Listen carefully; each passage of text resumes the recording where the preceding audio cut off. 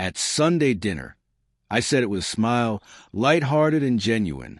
I'm excited for our big family cruise. The silence that followed was brief, but razor-sharp. Then came the snort from her sister, loud, mocking, like I was some naive child who'd misunderstood adult plans. "Oh, you thought you were coming," she said, smirking over her wine glass. My wife didn't even glance my way. She just swirled her Merlot with practiced boredom, as if I were invisible. "It's for real family," she said casually, like she was talking about the weather. Laughter erupted around the table. Her brothers chuckled like they were in on some private joke. Her mother joined in, dainty and smug. Even her father let out a sheepish laugh. Not fully amused, not fully opposed. Just enough to make it sting. I didn't flinch. I just nodded, got up, and started clearing the plates without a word. Not because I agreed, but because I'd already seen the truth long before they ever said it out loud. 12 years of marriage. Long enough to know when love turns into tolerance. Long enough to know when a family only keeps you around because you're useful, like a wrench in the garage or a light bulb that hasn't burned out yet. It wasn't always this way. In the beginning, I was the dependable one. The fixer. The guy who helped them move, who tuned their cars, who rewrote their resumes. I was the guy who paid for her mother's surgery. The one who co-signed her brother's first lease. The one who set up her sister's e-commerce site from scratch. That cruise? I planned it. I paid the deposits. I picked the excursions, handled the flights, secured the resort extension in the Bahamas. Weeks of planning, dozens of calls, all to make it perfect. And they thought I didn't belong? No, they knew I belonged. That's why they didn't want me there. Not when the fun started. Not when the real bonding happened. The betrayal didn't start at that table. That moment was just the curtain slipping. It started quietly. Slowly, the phone locked with a new passcode. Whispered calls in the hallway. Her sister suddenly calling me to help as a joke. Then I found the group chat. * Real Fam Cruise *. A digital shrine to everything I was deliberately excluded from. But the part that broke me wasn't the planning behind my back. It was her message. My wife. The woman I built a life with. Let's keep him in the dark until the week before. It'll be hilarious. That wasn't a joke. That was cruelty polished and plated for laughter. I didn't confront her. You don't hiss at a snake mid-coil. You step back, watch its pattern, then strike when it can't see you coming. So I played my part, the ever-helpful idiot. I kept smiling, kept paying. I bought the cruise insurance, cleared the remaining balance, sent out the final confirmations. Then I called the cruise line, told them to reverse the payments, flagged the bookings, and refused boarding unless repaid in full. Since everything was under my name and my card, they obliged.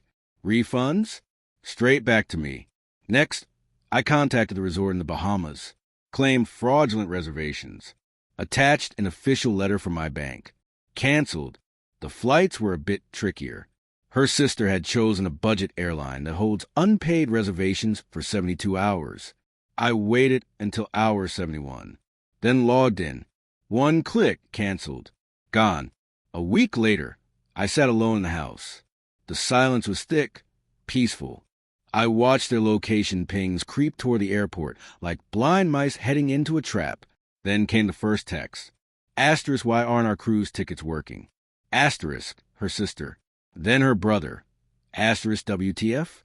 Did something bounce? * My wife hadn't messaged me yet. Then she called. I answered. Her voice was frantic, cracked with disbelief.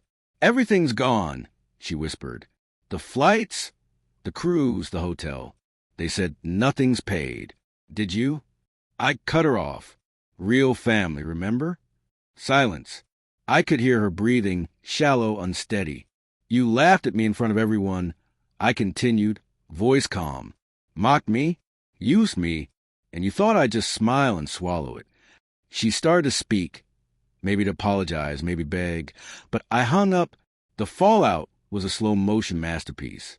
The group chat exploded. Her sister turned on her. Her brother demanded answers. Her mother wept like a church widow.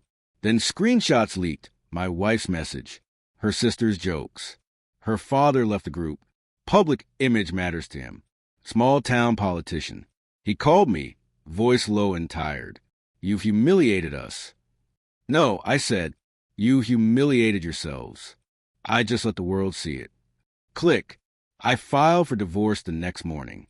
The papers arrived by courier. No note, just a signature goodbye. She tried to call.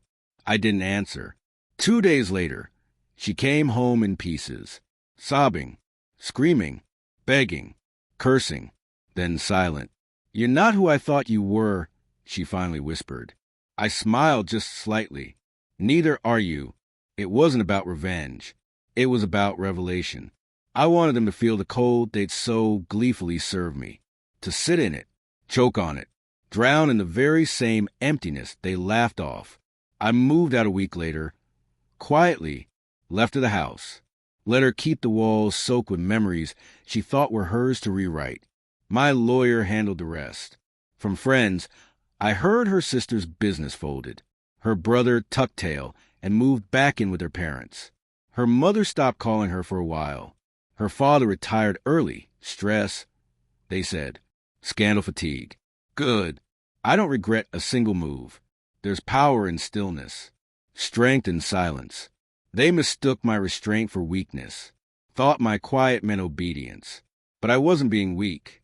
I was waiting. So when I cleared the plates that night and nodded, it wasn't submission.